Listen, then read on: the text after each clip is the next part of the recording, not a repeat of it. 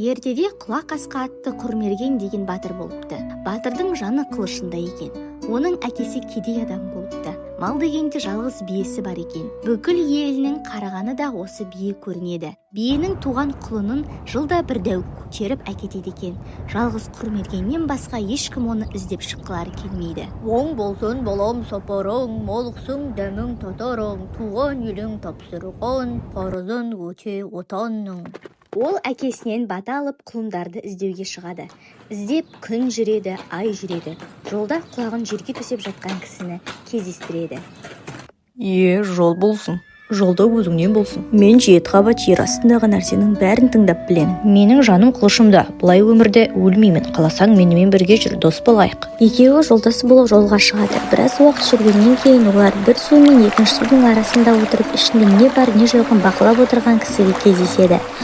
Жөн сұрасып жолдас болып үшеуі жолға шығады. Осылай олар бір таудың етегіне келеді. Алдарында жайылып жүрген 12 құлынды және тігулі тұрған 2 үйде көреді. Үйге кіріп қараса, бір үйде дәу, екінші үйде 3 қыз ұйықтап жатыр екен. Олар қыздар жатқан үйге кіріп: Кім бар? Қайдан келе жатырсыңдар? Олардан тез кетіңдер, келесі үйде дәу жатыр. Оянып кетсе, біріңді қалдырмай өлтіреді. Сол мезетте де оянып кетеді.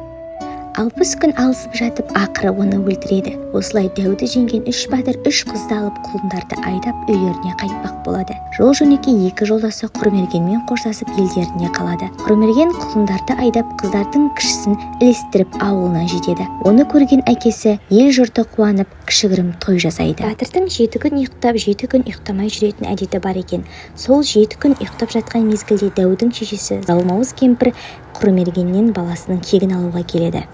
Батырдың келіншегін алдап: күйеуің жаны қай жерінде? Соны неге сұрап білмейсің? Мүмкін ол саған сенбейтін болар. 7 күн өткен соң батыр ұйқысынан оянғанда әйелі қиылып: сенің жаның қай жерде? Менің жаным қылышымда. Оны естіген кемпір батырдың қылышын ұрлап алып дарияға тастап жібереді. Жансызданған батыр Құлақ Асқа ат екеуі ғана қалады. Кемпірі болса құлындары мен қызды көрші елдің ханына әкеліп тарту қылады. Ауылда қалған Құрмергеннің тек кірпігі қимылдап жатады. Осы кезде тыңшы досы жерге жатып тыңдайды. Жолдасының жансыз болып жатқанын біліп құтқармақ болады. Ол баяғы су бойындағы жолдасына келіп, оны да ертіп шығады. Екеуі Құрмерген батырдың ауылына келеді. Енді суды бақылайтын жолдасы 7 дарияны ұртымен көре бастайды. Қарап отырып Құрмергеннің қылышын тауып алады. Қылышын алып қолына ұстатқанда Құрмерген орнынан ұшып тұрады. Енді ол әйелі мен құлындарын іздеуге кіріседі. Біраз жүріп тау етегіндегі патшалыққа келеді. Түн ортасында Құрмерген білдірмей барып әйелін көтеріп қаша жөнеледі. Ал достары батырдың аттарын айдап әкетеді. Аттардың шапқан шабысынан оянып кеткен хан оларды ұстап әкелуге баяғы Мыстан кемпірді жібереді. Қашып келе жатқан 3 дос кемпірдің алдынан 7 қабат дарияны шығарады. Осы кезде Мыстан қызы тағы алдағысы келеді. Мыстан кемпір қыздан: Қызым, мына дариядан қалай өттің? 2 етегіме тас байлап үстіме қорғасын салып өттім.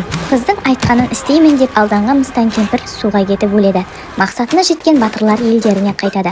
Құрмерген әке-шешесіне оралып үлкен той жасайды. Жылқыларын еліне қайтарып береді. Келіншегі балалы болып бақытты ғұмыр кешеді. Осы 3 батыр бар елді ешқашан жау ала алмайтын болыпты.